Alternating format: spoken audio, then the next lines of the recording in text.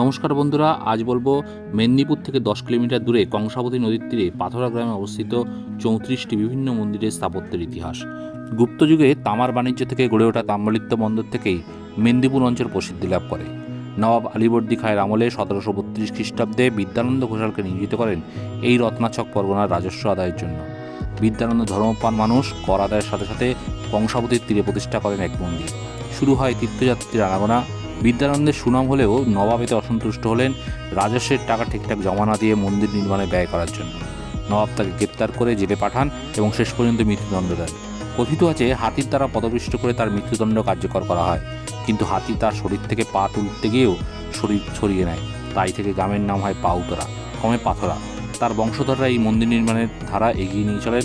অনেক মন্দির কালক্রমে ধ্বংস হয়ে গেলেও বর্তমানে 34টি মন্দির আর্কিওলজিক্যাল সার্ভে অফ ইন্ডিয়ার তত্ত্বাবধানে এখনও সংরক্ষিত রয়েছে।